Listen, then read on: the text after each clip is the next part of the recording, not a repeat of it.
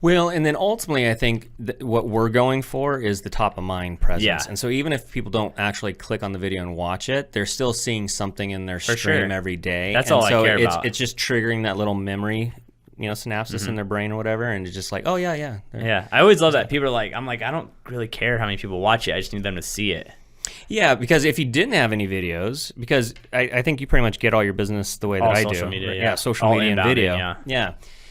Which is the best way because it positions you differently. For sure. But imagine if you didn't do any video, then that's just crickets coming from you, and then people quickly forget about you. I know we think we're amazing, wonderful people, but ultimately, I mean, I've had people. You show someone 20 houses, and they're like, "Hey, we're just not ready right now," and I'm a terrible pushy salesman. Like, I'm like, no worries. Like, whenever you're ready, you give me a call. Like, I'm not gonna bother you. Like, I don't want to. And I tell people, like, I'm not gonna put you in my CRM and put you on a drip campaign, and you get a random text that's not actually coming from me every 2.5 weeks saying, "Hey, do you need anything?" or an email that's not coming from me either. Yeah. And then like 3 months later, they go buy a house with their cousin. I'm like, who just became an agent, and I'm like, thanks. Yeah.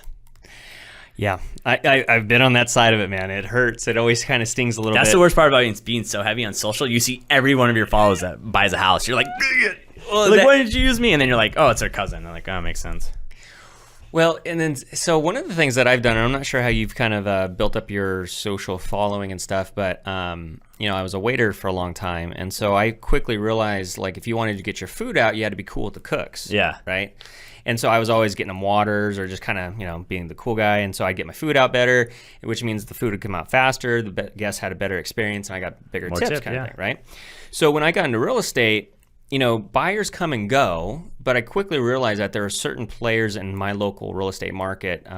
You can name the handful of the top players there, right? Mm-hmm. So I started really actually kind of gearing my marketing towards them, because as a buyer comes through, and especially in this kind of a market where, they're getting 10, 20 offers, it always helps to have that listing agent, be buddies with you or whatever. And so I remember you asked me in my office, like, why do you interview agents? Yeah.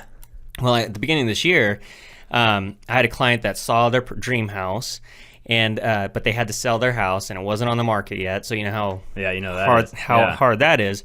But the listing agent was on my show a couple months prior, and so we had that bond and rapport. And then I was able to get my video or offer accepted that way. So it's all about relationships. Yeah, I think now, like, I think for me, I'm like, why? My goal started when Corona hit, when we stopped showing houses. Like, I had a coming a moment, Jesus. Like, that's why we started this room.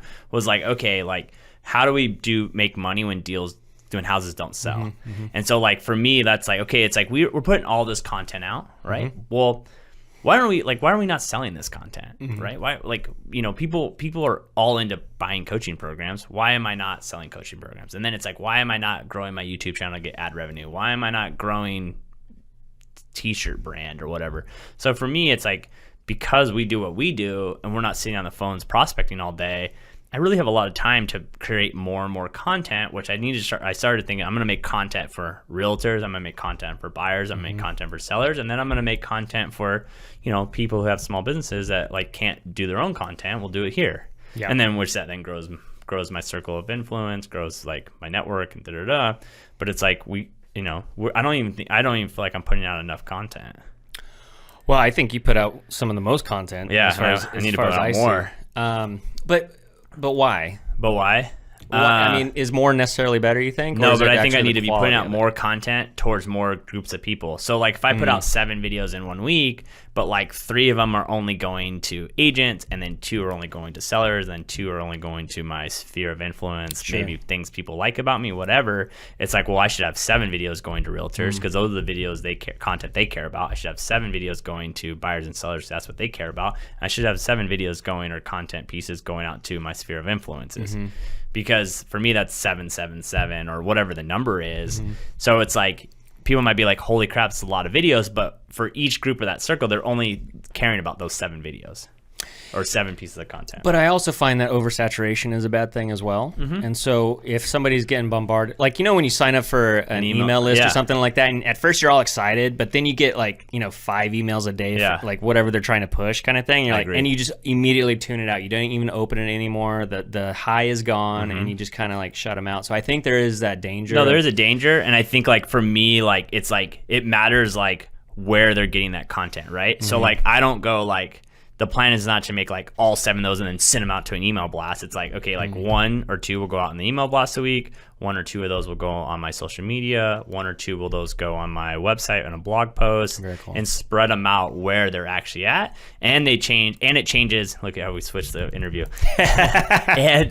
and like based on how the content's being made, based on what platform that goes on, right? So if it's a longer form video, obviously that's better on YouTube, Facebook. Instagram's going to be more shorter, LinkedIn, things like that. So it's all different. It's not 7 in one spot. It's like, I don't put my YouTube videos now, my realtor YouTube, I don't put those on my Instagram. No?